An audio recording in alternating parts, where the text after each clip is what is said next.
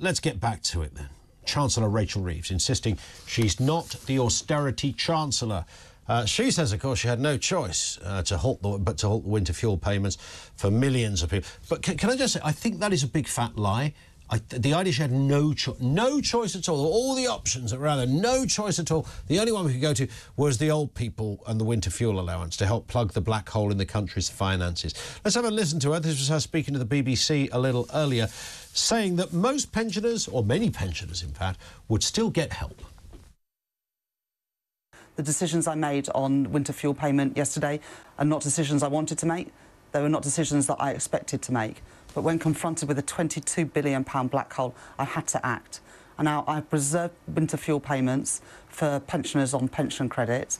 So a single pensioner with an income of just below £12,000 will continue to receive the winter fuel payment, and a pensioner couple on an income of just under £18,000 will continue to receive the winter fuel payment. It's important to preserve those payments for the pensioners who need it most. Let's speak with Roger Gewolb, former advisor at the Bank of England and a man with many strings to his financial bow as well. Roger, good afternoon to you. Good afternoon, Ian. So listen, what's the overview of this? I mean, you do this kind of thing for a living. You know all about this world. What do you make of, firstly, Rachel Reeves' overarching point of 20 billion quid, and secondly, were the Conservatives therefore guilty of hiding it, or is something else going on? I trust Labour not to gaslight us, even less than I do the Tories, or did the Tories. They all really tell us, I mean, to put it at its highest, a pack of lies. But I am surprised at the modesty of Rachel Reeves coming out with only 22 billion. Everybody seems to have forgotten that several Novembers ago, Bates Motel Hunt, as I call him, told us we had a 50+ million pound black hole, if you may recall. Yeah. And the next day, he said, I'm filling that with 25 billion pounds of stealth taxes, which have never been reversed, which took us to the highest taxation since the coronation of Her late Majesty. And about 48 hours later, Ian, he then said, well, now, it was 55, yeah, as to the other 30 billion, which I'm going to save in cuts to services, police, education, national health, military, etc. Let's not do that now. We'll kick that down the road and we'll worry about it later. Of course, it's never been heard from again. Yep. And of course, many think tanks were quick to come out and say, wait a minute, there is no 55 billion pound black hole. In fact, we have a 15 billion pound surplus. If Bates Motel and Fishy Rishi had kept calculating the national debt the way that they did all the time that Fishy was Chancellor, we'd have a 15 billion pound surplus. But wow. Guess what? Yeah, all kinds of think tanks proved this within days.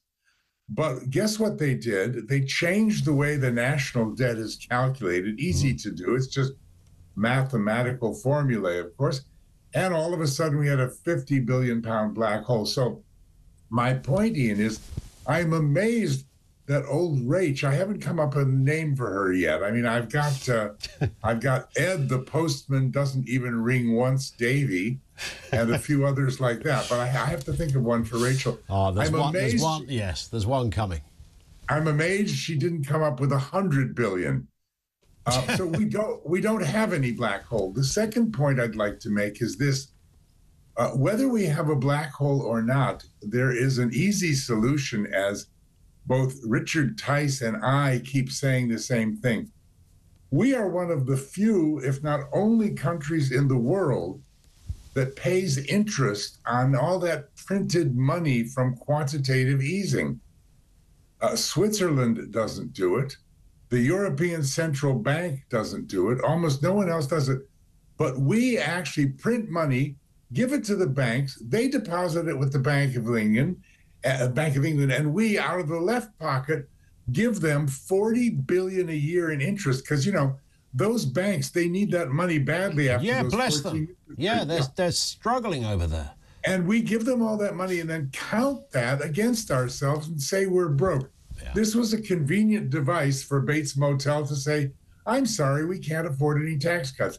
So a long-winded answer to your question, I think it's a whole lot of tosh once again, and I'm really sorry that the Labour Party has said nothing about interest rates, not bringing them down, cost of living crisis, inflation where it should be. Sure. I mean, their priorities are just as bad, if not worse, than the Tories. And why do you sense, Roger, I mean, of all the places they could have gone, look, even if they wanted to keep up, as you're putting it, this sort of pretense that we're absolutely skint, that they surely could have come up with something slightly more palatable than taking the winter fuel allowance away from pensioners. Yeah, absolutely. And the other thing that they haven't done is move the income tax threshold.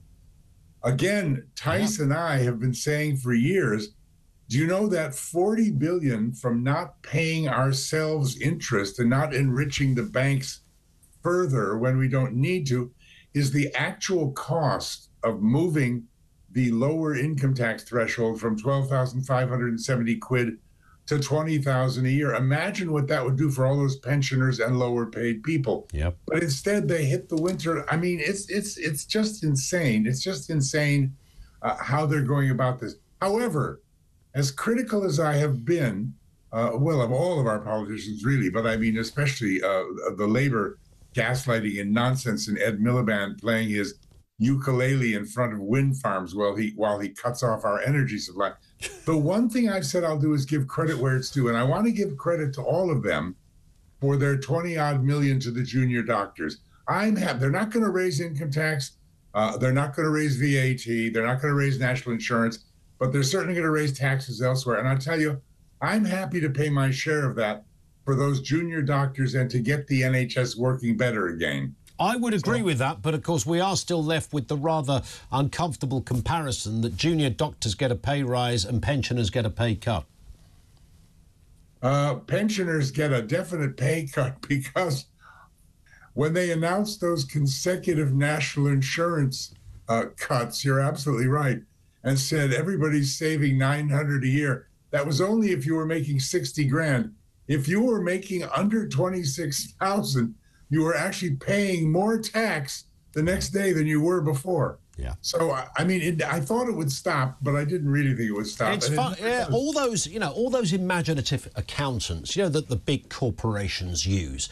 There's sort of 4 or 5 of these global accountancy firms where these characters really know how to, not evade, but, legally avoid, be as imaginative within the parameters of the law as you can be with your books, etc. Those guys, my point was going to be, Roger, those guys also work at the Treasury as well, right? So they can also show how sleight of hand can work, because governments do it spectacularly over here.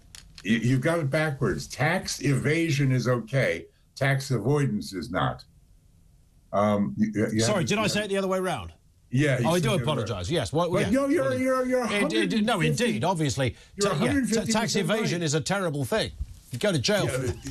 No, tax evasion is legal. Tax avoidance is not. Yeah, you can evade it. But, you can't avoid you're 100. it. You're 150%. You're 150% right, my friend. It's a revolving door. It's a joke. And how is Andrew Bailey? How is the Bailey-oceros? Well, and his thick-skinned friend still running the Bank of England? Well, we'll ponder on that. Maybe there's a whole other phone in on that one. Listen, Roger, it's always a pleasure, sir. Thank you. Roger Gewolb, who's a man who knows his stuff in this area, former advisor to the Bank of England.